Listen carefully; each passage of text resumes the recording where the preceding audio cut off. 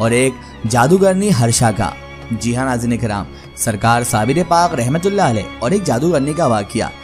تو میری آپ سے محترمانہ گزارش ہے کہ اس واقعے کو مکمل طریقے سے سمجھنے کے لیے اس ویڈیو کو اینڈ تک ضرور دیکھیں، اور اگر ابھی تک آپ نے ہمارے چینل کو سبسکرائب نہیں کیا ہے تو اسے بھی سبسکرائب کر دیجئے اور پاس میں دیے گئے بیل آئیکن پر بھی کلک کر دیجئے تاکہ ہمارے ویڈیو کی نوٹیفیکیشن آپ تک پہنچتی رہے۔ ناظرین کرام، حضرت الشیخ جمال الدین ہاسوی رحمت اللہ علیہ حضرت بابا فرید الدین مسعود گنج شکر رحمت اللہ علیہ کے خلیفہ اول تھے۔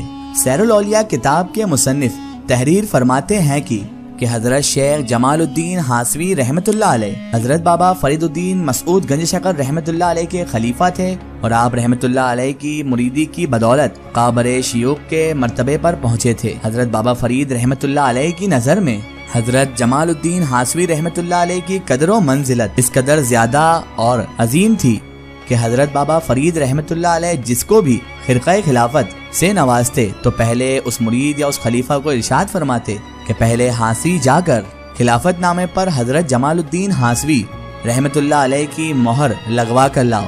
ان کی مہر کی بغیر کوئی بھی خلافت نامہ مکمل نہ ہوا کرتا تھا۔ اتنا عظیم مرتبہ سرکار بابا فرید رحمت اللہ علیہ نے انہیں دیا تھا۔ چنانچہ جب مخدوم حضرت علی احمد صابر رحمت اللہ علیہ اسی حکم کے مطابق پاک پٹن شریف سے ہاسوی کی جانب روانہ ہوئے، اور جب آپ رحمت اللہ علیہ اپنی سواری پر سوار ہو کر ہاسوی پہنچے تو سواری پر بیٹھے بیٹھے ہی خانقاہ اقدس میں داخل ہو گئے۔ حضرت شیخ جمال الدین ہاسوی رحمت اللہ علیہ نے آپ حضرت صابر پاک رحمت اللہ علیہ کا استقبال کیا۔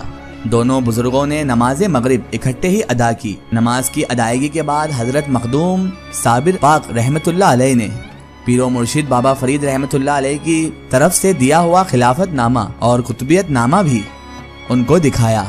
اتفاق سے اس دن ان کی خانقاہ اقدس میں روشنی کا کوئی انتظام نہ تھا، سورج بھی غروب ہو چکا تھا، مطلع ابر آلود تھا، تو رات کی تاریکی پھیلنے کی وجہ سے حضرت شیخ جمال الدین ہاسوی رحمت اللہ علیہ نے صابر پاک رحمت اللہ علیہ سے فرمایا کہ شب کا وقت ہو چکا ہے، یعنی رات کا وقت ہو چکا ہے، اور روشنی کا بھی کوئی بھی انتظام نہیں ہے، اس لیے اب آپ رحمت اللہ علیہ آرام فرمائیے۔ صبح کو دن کی روشنی میں ہم مہر ثابت کر دیں گے، آپ کے خلافت نامے اور قطوبیت نامے پر مہر صبح دن میں لگا دی جائے گی۔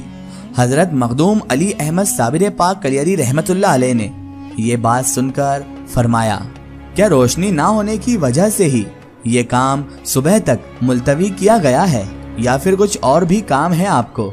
حضرت شیخ جمال الدین ہاسوی رحمت اللہ علیہ نے فرمایا کہ ہمیں اور تو کوئی کام نہیں، صرف اور صرف روشنی نہ ہونے کی وجہ سے ایسا کیا گیا ہے کہ صبح کو ہی مہر اور دستخط کر دیے جائیں گے۔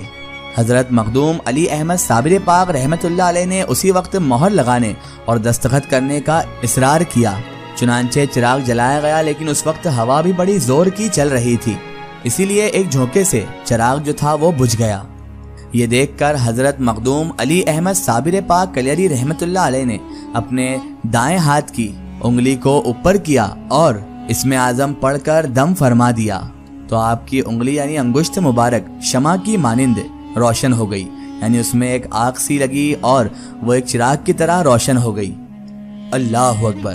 اسی طرح بیان کیا جاتا ہے کہ جب آپ حضرت صابر پاک رحمت اللہ علیہ کو کلیر کی ولایت اور قطوبیت مل گئی تو آپ جیسے ہی وہاں پر تشریف نما ہوئے تو وہاں کے قاضی اور اوصاف بہت زیادہ آپ کے دشمن اور مخالف بن گئے۔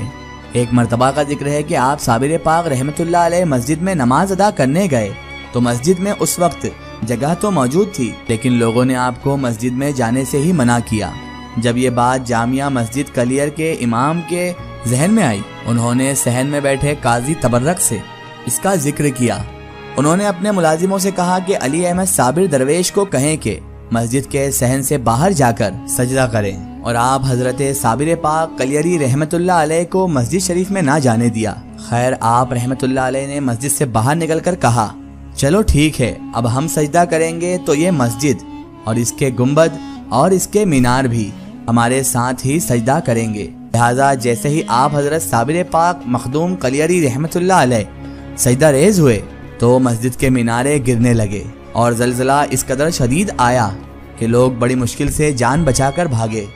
قاضی تبرک بڑا حیران ہوا اور اپنے مصابہین سے اس کے بابت سوال جواب بھی اس نے کیے، تو ان لوگوں نے کہا کہ حضور قاضی صاحب، یہ درویش کی کرامت یا کمال نہیں ہے، بلکہ ہمیں تو لگتا ہے کہ یہ کوئی جادوگر ہے اور یہ سب جادو سے کیا ہوا ہے، معاذ اللہ، اور اس سے اچھا جادو ہمارے علاقے کی ہرشا جادوگرنی کر سکتی ہے۔ اس علاقے میں بڑی مشہور ایک جادوگرنی رہا کرتی تھی جس کا نام ہرشا تھا، اور وہ بڑی ہی خطرناک اور بڑی بری جادوگرنی تھی۔ ان مصابہین نے یعنی اس کے صلاح کاروں نے یہی کہا کہ اس سے اچھا جادوگری تو ہماری ہرشا جادوگرنی ہی کر سکتی ہے، لہٰذا ان کے اصرار پر ہرشا جادوگرنی کو وہاں پر بلایا گیا۔ قاضی تبرک نے اسے بلایا اور ہرشا نے آتے سے ہی اپنے جادو کے زور سے حاضرین کے دل پر اثر کر دیا، یعنی ان کو اس وقت ایسا لگا جیسے واقعی میں زلزلہ لا دیا ہے جادوگرنی نے، لیکن در حقیقت زلزلہ نہیں آیا تھا۔ حضرت علی احمد صابر کلیری رحمت اللہ علیہ بھی وہیں پر موجود تھے۔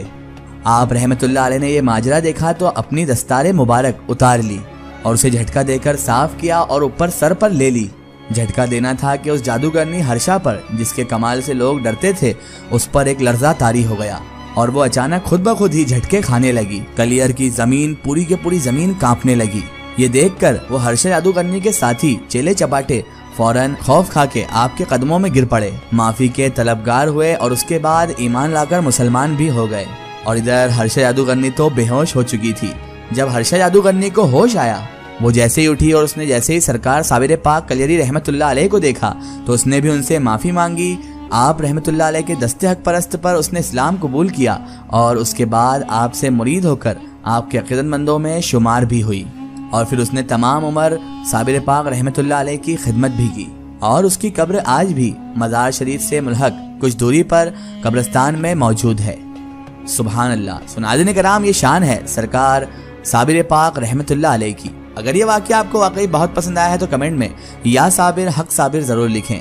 ایک ضروری اطلاع، اگر آپ بھی کسی بزرگ یا اولیاء اللہ کا واقعہ ہمارے چینل سے شیئر کروانا چاہتے ہیں اور آپ چاہتے ہیں کہ ہم ان بزرگ کا واقعہ، کرامات یا کوئی معلومات پیش کریں، تو آپ ہمیں کمنٹ میں ان کے بارے میں بتا سکتے ہیں، اور ہمارے فیس بک پیج پر آپ ہم سے کانٹیکٹ بھی کر سکتے ہیں۔ فیس بک پیج پیغام اولیاء کو لائک کریں اور اس پر ہم سے جڑیں۔ آخر میں اللہ تبارک و تعالیٰ سے یہی دعا ہے کہ اللہ پاک رسول خدا صلی اللہ تعالیٰ علیہ وآلہ وسلم کے صدقے طفیل ہمیں تمام انبیاء کرام، تمام اولیاء کرام سے محبت کرنے کی اور ان کا ادب و تعظیم کرنے کی توفیق عطا فرمائے، اور ہمیں ہر برے کام، ہر برے اعمال سے ہمیشہ بچائے رکھے اور صراط المستقیم کی راہ پر چلنے کی توفیق عطا فرمائے، آمین یا رب العالمین۔ ناظرین، آپ کو یہ ویڈیو کیسی لگی ہمیں کمنٹ میں ضرور بتائیں، اور ہمارے چینل کو سبسکرائب کرنا نہ بھولیں۔ اس ویڈیو کو زیادہ سے زیادہ شیئر کریں اور اسے تمام اولیاء کرام، تمام بزرگان دین کے چاہنے والوں تک ضرور پہنچائیں۔ پھر حاضر ہوتے ہیں آپ کے لیے ایک اور بہترین ویڈیو کے ساتھ، تب تک کے لیے خدا حافظ، السلام علیکم۔